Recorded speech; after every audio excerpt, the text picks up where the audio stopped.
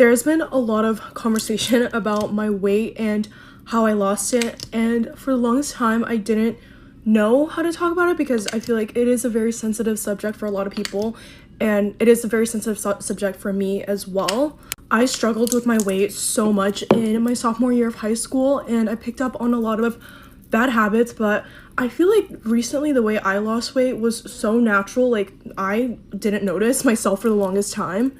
A lot of people always ask for my workout routine, and one thing about me is I absolutely hate going to the gym. I've tried so much in the past, but I literally just can't, like, I don't have the motivation to like go. Like I have the motivation to get up and like put on a cute workout set, but to actually do it, like I'm like absolutely not. And I think it's also the fear of like being embarrassed because I don't know how to use any of the equipment at the gym, and obviously that's something that you have to learn, but that's just something that I haven't really done myself. I think one of the biggest things that changed for me was moving to New York City and starting to walk a shit ton, because obviously we all know New York City is a very, very walkable city. Everybody here walks everywhere, and since I'm in school full-time too, in person, I walk to all my classes every single day. And that's one thing that I noticed has changed a lot, because I literally used to just lay down or like lay on the couch, watch TV, or just lay in bed all day and not do anything. Like I wasn't physically moving my body. I was a couch potato, like literally. And I'm not talking about just like laying in bed for like a day or two, just like resting, having an off day.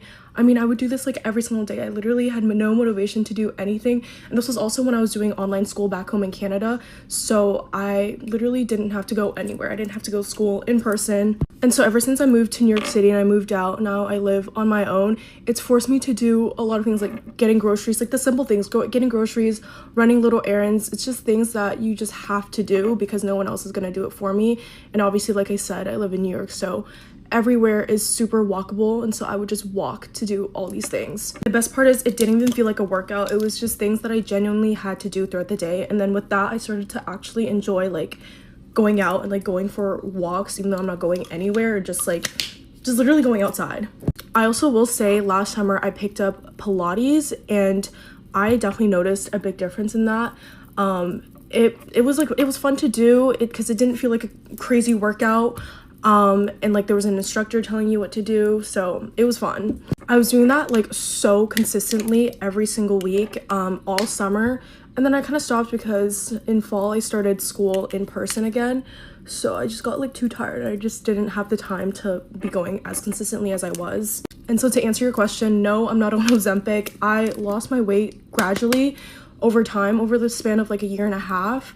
It didn't all just happen overnight. So that's basically what I did. I literally just walked a shit ton and just, I don't know, moved my body. Actually, another thing I can think of, back when I was living at home, I used to stuff my face. Like I still eat the same as I used to, but one thing I did notice that I changed is I used to eat so much until I was like so full I felt like throwing up. Like I felt like I had to eat so much food to a point where I was like, I physically cannot eat anymore. But now I'm just like, just eat until you're satisfied.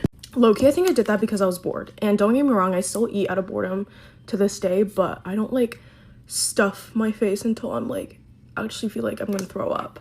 But yeah, that pretty much sums it up. Hopefully it answers all your questions. My boyfriend really wants me to go to the gym with him. He said he'll teach me everything, but I don't know, maybe. Things I stopped doing for attention. Oversharing on my close friend's story. I was definitely one of those people who would write a 500-word paragraph rambling about something and then post it on my story. Didn't drink regular coffee, only Yappuccinos. And 99% of the time, it was something pointless as fuck. Like, why does everyone need to know about the color of my dog's poop on the pH scale? I eventually did stop because I just found inner peace and realized there's much more meaningful things that I could be posting online. And as ChatGPT says, honestly, that's growth. Next thing I stopped doing is using foundation shades that were way too light for me. When I first started makeup, I did a more Korean makeup look, also kind of like Chinese Douyin makeup. And one feature is that most people doing this kind of look were pretty pale and had a whiter skin tone. I remember thinking, wow, these girls are so gorgeous, and I still do. But as you can see, my skin is not as white as theirs, so what would happen is that my face and neck would be two completely different shades. Give me a pink wig and I would look like Neapolitan ice cream. But at the time, I thought paler skin meant I look better, so I just ignored the signs and kept using the shade everyone else had. But then I started trying more makeup looks and I realized, Wait, I'm actually not chuzz. I just needed to find what suits me. And see, you guys, you'll notice that my attention seeking came from a place of wanting to belong. Sometimes we get so caught up in winning the attention of others that we forget to find out what actually makes us come alive. Because the truth is, it doesn't matter where you belong if you're not willing to accept yourself. That's a topic to dive in for next time. Okay, gotta go, my loves. Mwah. Automatically blocked if you ever add me to a random FaceTime call with 1,000 different unsaved numbers and you're texting me, join the call. Who are these people? And most importantly, why would I join a call if I don't know a single contact in there? Like, I'm not playing with you. I press on the call, all gray profiles, not a single contact saved. This a cult meeting? Why would I join that? Please leave me alone. Especially because 99% of the time it's almost always a trap. You're automatically blocked if you send me those damn Shein or Temu referral links. Talking about some, press the link, I only need 2 more to claim. Like, there's no way in hell you can't find something better to do. Press my link. Press your app store. Type in Indeed and find yourself a job. You're automatically blocked if you've left me undelivered, but you make an Instagram note or story saying, guys, someone text me, I'm bored. So I did. 3 days ago, actually. Guys, my phone is so dry. Well, yes, because you haven't responded to any of your messages since the dinosaurs and nobody wants to text somebody who doesn't respond. Next, you're automatically blocked if you're one of those people who purposely leaves group chats whenever they get upset. It can literally be the littlest thing and then they leave the group chat for no reason. Not only do they just leave, but they sit there and they wait for somebody to add them back. And what's crazy is that 99% of the time, they're the one that's starting the argument, but yet they end up leaving. Matter of fact, as soon as you dramatically leave the group chat, I'm usually the one to text nobody add her back because I never cared and I'm not in the mood. You're automatically blocked if you correct literally every single typo that I make. I just feel like if it's close enough and you can make out what I'm saying, there's no need to correct it. Like, I don't say anything when I'm sitting there for 5 hours trying to debunk your Ganglish, but then when I spell don't without an apostrophe, all of a sudden it's World War III. Especially because if you have my number, that means we're close enough for you to know that spelling is not my strong suit. You can leave it alone. But we are finished. Deuces, and deuces. The way I would absolutely body the man of the year trend if I could post without any repercussions. I know I'm very open and real on here as much as I can be, but one thing that I'm not completely open about or ever really put on social media is my guy lore. Now, I'm single and I'm 19 and I was in college. Did I post myself going on a few dates this year? Did I post a few crazy guy story times? Yes, I did. But y'all actually have no idea. Now, posting about guys on social media is very tricky, especially when you cannot escape them. The amount of text that I could post to this trend that would leave everybody like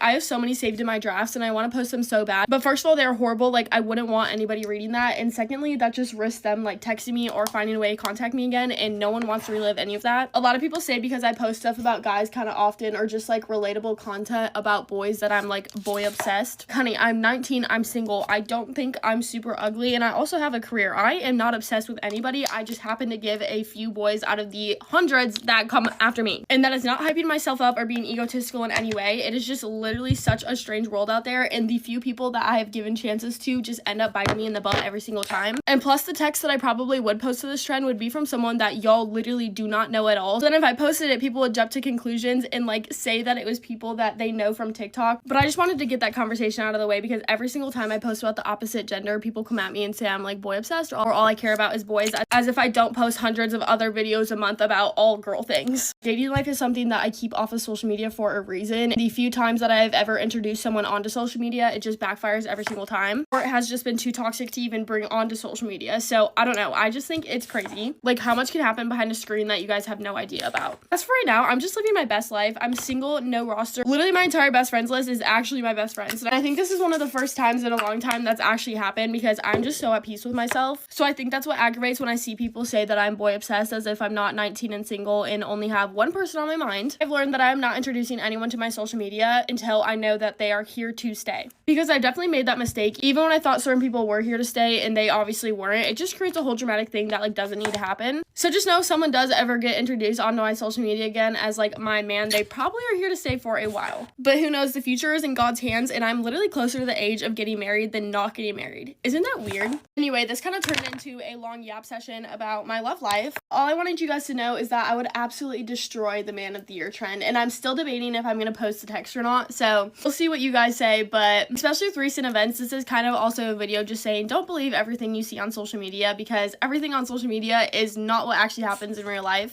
Okay, well, hopefully you enjoyed that talk because I feel like it was very much needed. Can't tell if my outfit is giving like little kid or not. I just bought this dress. I'm wearing my pink Adidas's with it, but I need to go run some errands. So let me know in the comments what you guys think about me doing this trend or not. You guys have a great day. Peace out. Love you. The thing Bye. I hated most about movies growing up is that the way that mean girls are portrayed is almost never accurate. These are the type of mean girls you find in real life. First is the chill girl. The chill girl is just so chill and relaxed. If you're in a social situation, she'll be sure to point out how loud you're being, and you just need to chill out. She might consider herself a nerd or a tomboy, so she might make fun of you for enjoying makeup because she could never be into that sort of thing. The chill girl thinks because she's not into traditionally girly things, she can't be a mean girl. But the only qualification for being a mean girl is that you're mean. And newsflash, making a girl feel weird or superficial for liking the things that they like, that makes you a bit of a mean girl. Next is the nice girl. Nice girl is sugary sweet on the surface, but she says things that make you feel a little bit excluded or out of the ordinary. She'll come up to you and be super nice. Oh my god, babe, how are you doing? Are you coming tonight? Oh my god, wait, you weren't invited? I had no idea. Oh my god, I'm so sorry. I wouldn't have talked about it in front of you if I didn't know you were going. Ugh, we're gonna miss you so much though. Is she being nice because she's nice? Or is she acting nice because it makes her feel better? You'll notice in these interactions, you always leave feeling bad about yourself because they're being nice on the surface, but they're saying things that make you feel left out or excluded. Kind of similar, the next mean girl is the friend to all. The friend to all is super nice to everyone they meet. You'll meet this girl and she'll make you feel so special, but as soon as you turn your back, she's talking shit about you. You won't even know she's talking bad about you at first. You'll probably find out because you notice that she talks bad about everyone else around you. Like if you're in a conversation with her, if another girl comes up, she'll be super nice to that girl, and as soon as she turns her back, she'll turn to you and be like, oh my god, did you see what she was wearing? Like, what does she think she's doing? And you might think she's gossiping with you because she's really close with you and like she's a friend to you, but really she just does that to everyone. She acts super nice and like she wants to be your best friend, but really she's just fake. The next mean girl is the social climber. This girl will only be nice to you if she needs something from you. If you're in a group setting and she doesn't see any value from you, she will ignore you the whole time, never ask you a single question about yourself. She'll be on her phone, she'll roll her eyes, she'll basically act like she wants to be anywhere but with you. But as soon as you have something that they want, they are going to act like your bestest friend in the entire world. Honestly, it might work on you because before they were ignoring you. Now when they're giving you that positive attention, it does feel really good. But just know, as soon as you're not serving them anymore, they're going to drop you. The last mean girl to look out for is your fake friend. Now this mean girl is probably the hardest to spot because you don't think she's a mean girl since she's your friend. Probably the most obvious sign that your fake friend is a mean girl is that she's fueled by jealousy. They usually have a glass half empty attitude about anything in your life. Like you got a new boyfriend, maybe you're his rebound. Or wow, you got 90 on a test, but what was that 10% you got wrong? When something goes bad in your life, they're definitely going to be there for you, but it kind of feels like it's because they want to relish in your failures. You best believe when things start to turn around for you and your life is looking kind of great, they're going to put doubts in your mind and remind you of all the times things didn't go well for you. Hey, who needs enemies when you have a friend like that? I find most of the time, mean girls will not be mean to your face, and that's why it's so hard to spot them. But my biggest piece of advice is to trust your gut. If something somebody said is making you feel not great, there's probably a reason for that. Remember, it's better to have one real friend than 100 fake friends. Bye guys. That are so draining to be around. At this point, if you have friends like this, it's better to like just drop them. First are male-centered friends. They put guys before you and their whole personality and their life revolves around guys. You can literally be hanging out with them and all they do is talk about guys and guys and guys. Oh my god, guess who I'm talking to? Guess how many guys I'm talking to at the same time? Like, bro, just shut up. Genuinely, it's so annoying and so draining. And they put guys before all their friends. Those friends who treat your friendship like a competition. They literally try to one-up you in every single situation. It can be like academics or personal life. You can literally be like, oh my god, I'm so tired, I'm running on like 3 hours of sleep, and they'll be like, well, I'm running on like 30 minutes of sleep because blah blah blah blah.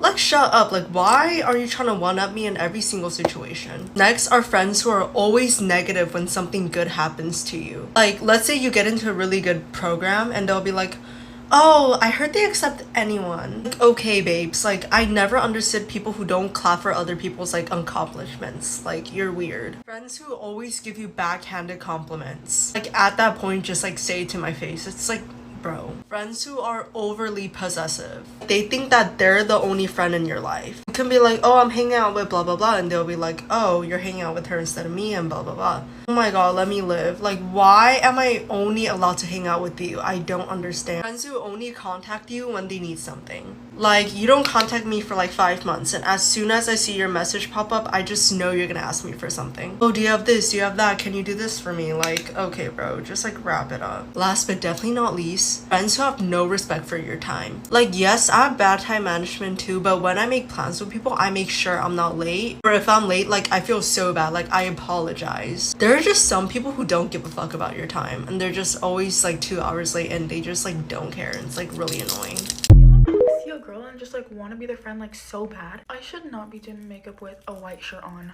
No, because there's like about like 3 girls that I just like want to be friends with so bad. And I like just know like we would get along so good.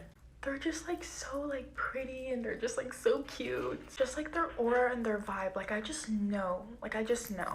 And you're probably like, why not just go up and talk to them? Well, I can't. First off, that would be kind of weird. And second off, I have no classes with these girls. The only time I probably ever talked to these girls was whenever I like slid up on their story or they slid up on my story. I'm literally their fan. I'm actually your biggest fan and you don't know it. No, and getting compliments from these girls literally mean the world to me because they're drop dead gorgeous. Actually, any compliment from a girl is literally breathtaking.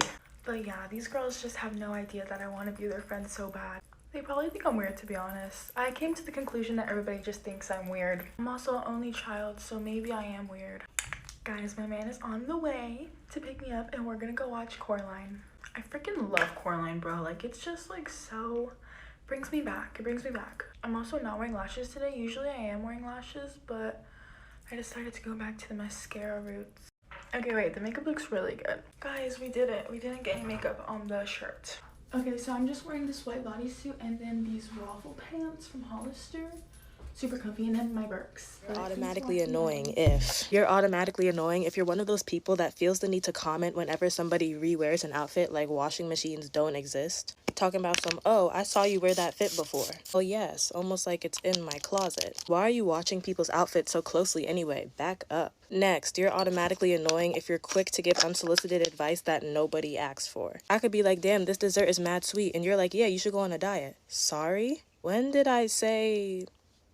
that I never said that I needed your input, never said that I wanted your input, and never said I wanted to go on a diet? Like, what's good with you? You're automatically annoying if you're finishing soup or ramen and you're sitting there slurping every last drop out of the bowl, making a whole lot of noise for no reason. So it's finished, actually. There is nothing left in there. Why are you acting like you haven't been fed since the dinosaurs? Even if you really wanted every last drop, no judgment, but why do you have to make that much noise? Like, we can hear you 2 houses over. You're automatically annoying if you're one of those people that whispers to someone else while y'all are in a bigger group. Like, you can just wait until it's the 2 of y'all to say whatever you want to say. You don't have to do it in front of everyone, because everyone can see you and everyone's going to assume that you're talking about someone in the group, whether you are or not. Especially if you start whispering while someone else in the group is talking, like, you're just weird. You're automatically annoying if you always cut off other people whenever they're speaking. I'm gonna hold your hand when I tell you this. What you have to say is never that important to the point where you have to cut somebody else off. Like, I get it if you do it on accident and then you apologize, but if you're constantly doing it, it's like, all right now. The world doesn't revolve around you. You can let other people speak. Lastly, you're automatically annoying if you tell somebody that you have a secret or a tea, and then like 2 seconds into spilling, you say never mind. Like, what was the point of bringing it up in the first place? What did you gain? If you didn't want to say anything, that's fine, but then don't bring it up and have people wondering just to say never mind. But we are finished. Deuces, deuces, and deuces. I self-tanned my face last night. Tried to like contour my nose. I can't tell if it looks a little crazy or not. But I love tanning my face because then I feel like I don't have to worry about wearing as much makeup. And having my lashes done makes me feel so much better. I went to the tanning bed this morning. I definitely recommend going in the morning. It was so nice because you're still kind of tired. Then you just get to lay there and it's so warm. I know you guys see those tan lines. I love having tan lines. Okay, I did my brows and my highlighter. Now I'm just gonna do a little bit of the Rhode Pocket Blush. And can you guess what shade it is? Tan line. And I've been loving the Nude by Nature eye pencil. I just put a little bit in the outer corners. And last, I think I'm just gonna do a little bit of bottom mascara. Warm weather to me means wearing as little makeup as possible. So that is my makeup for the day. Okay, thanks for getting ready with me. I'm gonna go curl my hair now. Okay, bye guys.